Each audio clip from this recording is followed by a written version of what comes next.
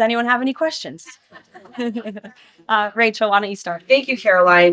The president has been adamant that he is now in charge of Venezuela, but Delcy Rodriguez said the government of Venezuela runs her country, no one else, saying, quote, there's no external agent governing Venezuela. So which one is it? Let me just be very clear. This is the first time that I've addressed Venezuela from the podium since being back and since the historic and incredibly successful military operation, law enforcement operation conducted by our United States military that you all saw and the world witnessed last week. The skill, the might of the United States military and our country under the leadership of this president is on full display to the rest of the world. And let's just set the record straight. There isn't another military in the world who could have pulled off this operation. There is not another president in the world or in our nation's history who had the courage to authorize such a mission. And I think the world has taken notice that America is truly back.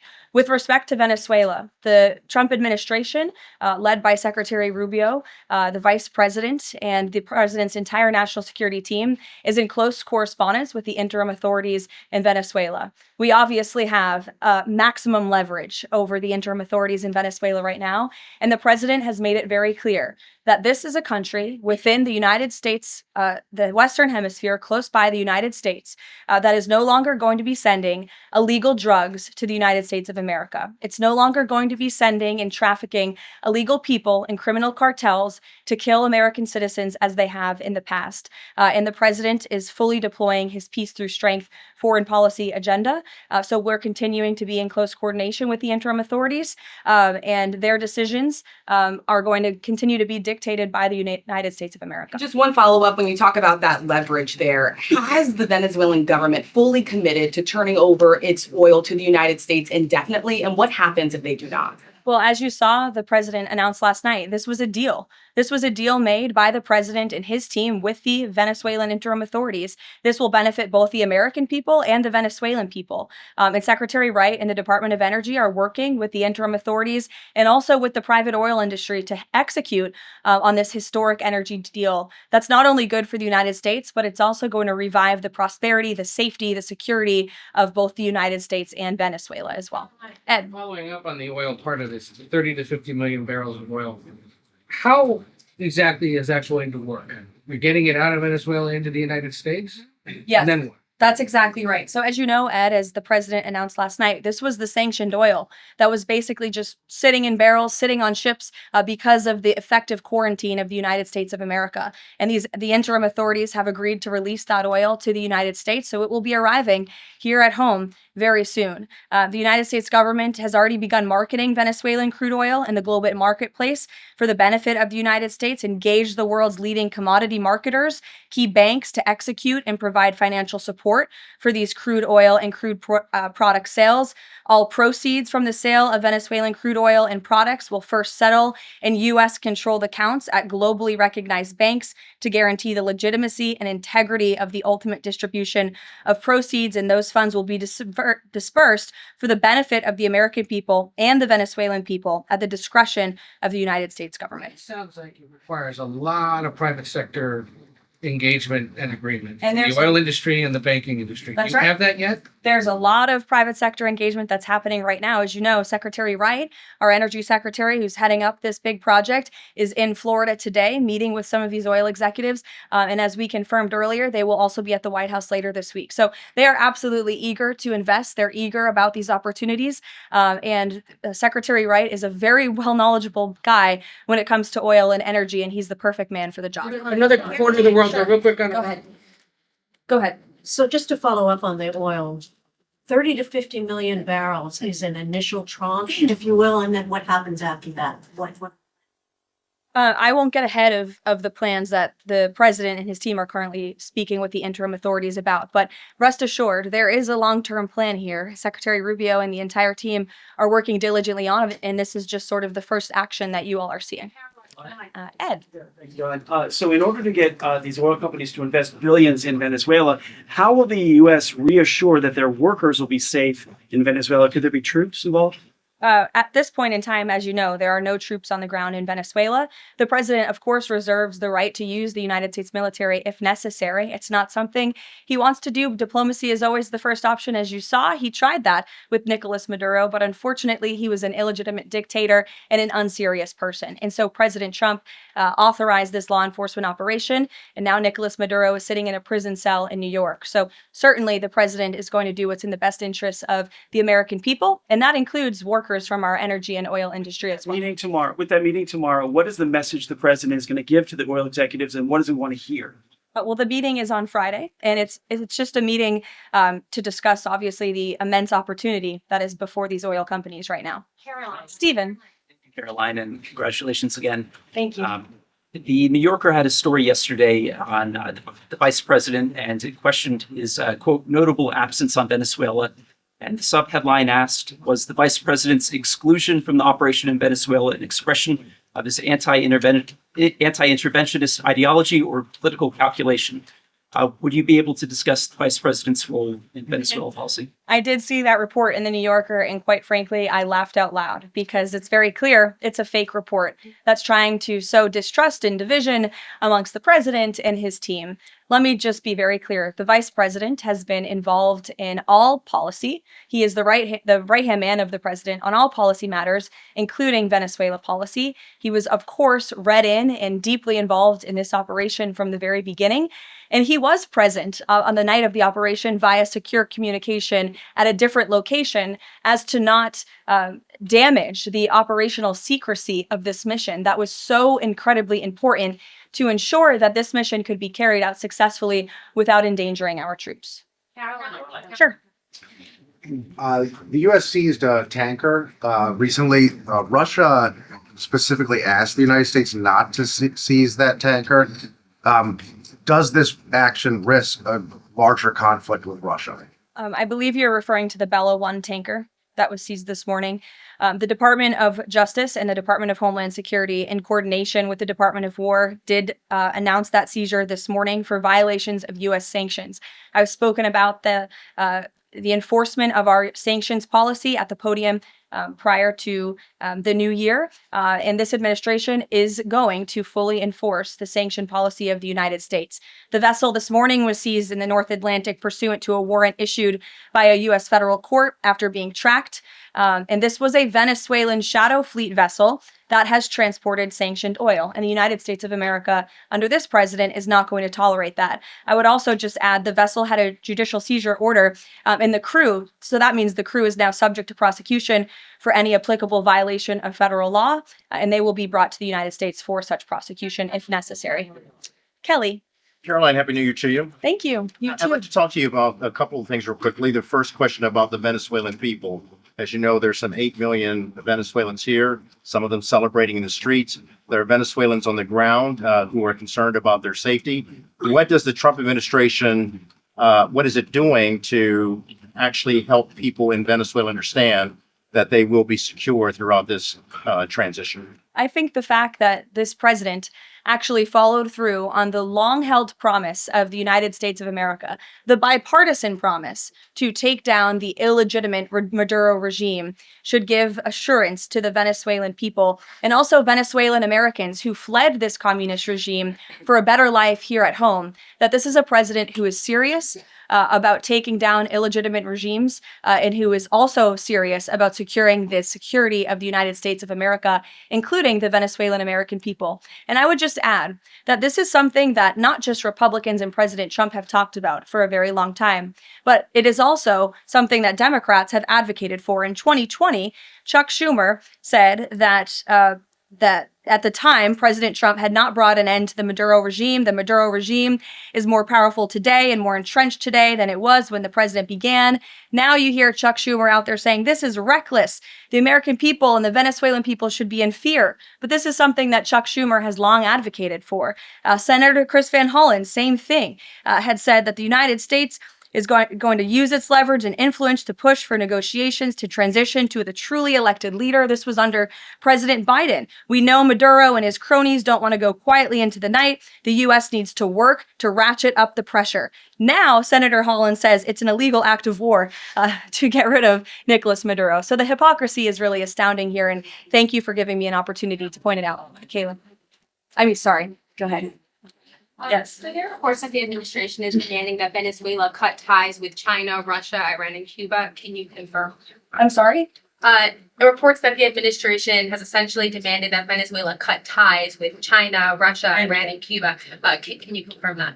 Well, those alleged demands were made in a classified briefing by Secretary Rubio, and I know that there's a lot of leaks coming out of these classified briefings, so I'm not going to confirm or deny or get into what the Secretary has said in classified settings to members of Congress. But I think that the administration has made it quite clear to the interim authorities in Venezuela that this is the Western Hemisphere, and American dominance is going to continue under this president. If I could just ask, there have also been reports that the U.S. could potentially buy Greenland as one potential option on the table. What would such an offer look like? Is there anything monetarily you could provide, any details there? Well, that's something that's currently being actively discussed by the president and his national security team.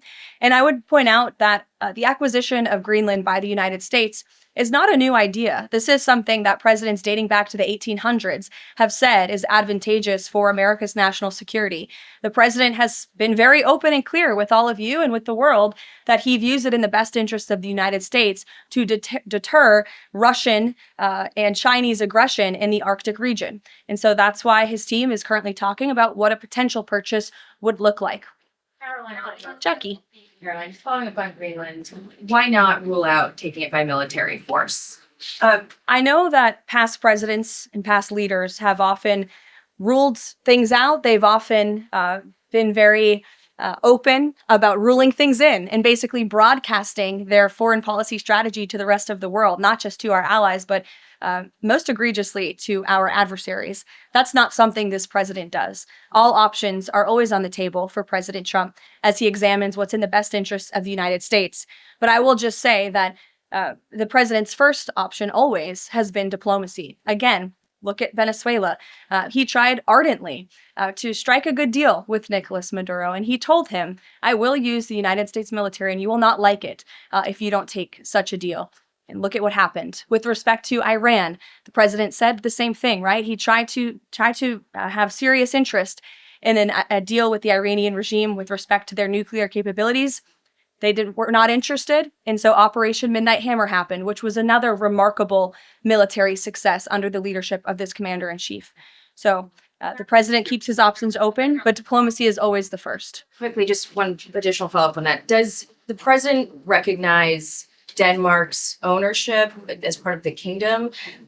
Because there have been some Republican senators questioning, the claim that Denmark has to Greenland. Is the president in that camp with them, questioning the legality of? I have not heard him question it personally, but you're welcome to ask him yourself next time you have the chance. Thank you. Sanctions are being lifted for Venezuela. We got to lift some sanctions to let the oil come in. Can you talk about that just very briefly? Yes. So the U.S. is selectively rolling back sanctions to enable the transport and the sale of Venezuelan crude and oil products to the global markets. Yes. Annie. Thank you. There are some reports from Venezuela that the country's leaders are cracking down on the population, specifically suppressing public expression of support for Maduro's ouster. Is that kind of behavior consistent with what the president wants to see, how the president wants to see the leaders take on the population? It would not be consistent, and I'll let the president's national security team speak further on that. I know they are well aware and tracking. Kelly. Two questions. One, on the seized vessels, the Bella, the Sophia, can you tell us where they're headed, what happens to any existing cargo? And you reference personnel, but potentially facing prosecution. That's one thing I'd like to Yes. follow on. And then On the Bella. yes, okay. And on Annie's question, if I could also ask, does the administration believe that the interim regime should release all political dissidents and prisoners and return detained Americans? That's not a question that I've personally spoken about to the president with. So I will let him answer that question. I don't want to make new policy at this podium today with respect to Venezuela. With respect to the two ships that you mentioned, I spoke with you about the Bella One. There was another vessel this morning, the Sophia, that in coordination with the Department of War, the Department of Homeland Security apprehended it. This is a stateless, sanctioned, dark fleet motor tanker, and this occurred without incident. This vessel was operating in international waters and conducting illicit activities in the Caribbean Sea. The U.S. Coast Guard is escorting the Sophia to the United States for final disposition. To answer your question, Kelly, directly, this was through Operation Southern Spear. The Department of War is unwavering in its mission to crush illicit activity in the Western Hemisphere. And as the president has repeatedly stated, we're going to defend our homeland and restore security and strength across the Americas. Dasha, go. Caroline, thank you and Happy New Year. Thanks, you too. Two questions, one on Venezuela, one on Greenland. You've repeatedly at the podium called the current leadership in Venezuela interim leadership. There are Republicans and Democrats alike that say they want to see elections in Venezuela. The president has said it's too soon to do that right now, but is there a timeline for elections in Venezuela? Is he committed to seeing that this year, for example? You just said the president has answered that question, so I will reiterate what the president has said a few times now to all of you, which is that it's too premature and too early to dictate a timetable for elections in Venezuela right now. Caroline, you just talked to Jackie about diplomacy first, right? The Danes have repeatedly said they're willing to collaborate on all of the concerns that the president has, whether it's more troops, mineral rights, intelligence sharing. Why does the president feel he needs to own Greenland and not and put out the threat of military action when this could be done through diplomacy? Well, who said diplomacy isn't taking place behind the scenes, Dasha? I mean, the president is interested in diplomacy. His national security team is as well. And of course, he's always willing to pick up the phone for everybody and hear out their concerns. But the president is the president of the United States of America, and he's always going to be very clear about what he views as being in our nation's best interest. Reagan. Caroline, I have a question for you on Venezuela, and then I'd love to ask you about Minnesota and Tim Walz. Sure. On Venezuela, I'm wondering, does the administration hope to start sending more Venezuelan migrants back home or have them self-deport if the situation in the country improves? As far as I'm concerned, the policies of the Trump administration and the Department of Homeland Security have not changed. All those illegally present in the country are subject to deportation. And I would just like to add, how we got here. The president was very clear on the campaign to the American public, and it's one of the many reasons they resoundingly reelected him back to this office, that he was not only going to crush foreign drug cartels, but that he was not going to stand by and watch as the illegitimate Venezuelan regime was sending illegal criminals and gang members and rapists and murderers to our country, which happened to the tune of thousands under the previous administration and president. And so there could be nothing more America first than this operation that took place last week. And I would just remind all of you in this room that there were innocent Americans like Jocelyn Nungare who lost their lives at the hands of dangerous Venezuelan criminals who were sent here by the Maduro regime. And that has been the president's North Star and guiding principle throughout his entire policy since January 20th.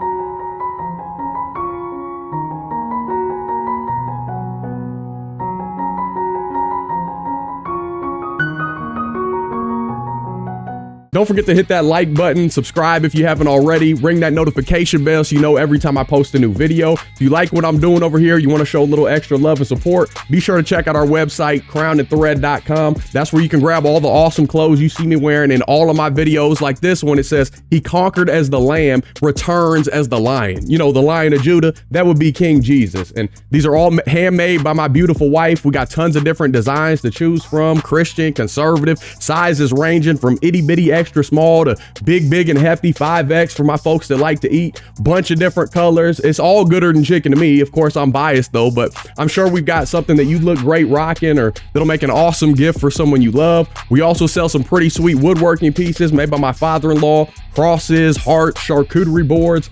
Definitely go check those out as well. If you'd like to support in other ways, you can buy me a coffee, hit that thanks button. You can become a member of the Gibson family right here on YouTube. All those links are down below in the description section. Listen, by no means do you have to do any of that stuff. Just showing up and watching my freckle face for a few minutes, that means the world to me, seriously. And I love y'all. I truly can't thank you enough for rocking with me throughout the years. Whether you've been here since I started back in 2017 when I was doing music reactions, or you're a recent subscriber, by the grace of God through my Lord and Savior Jesus Christ, and with y'all's support, my life couldn't be any better. Seriously. So thank you. And until next time, I'll be praying for you. Godspeed. I'm gone.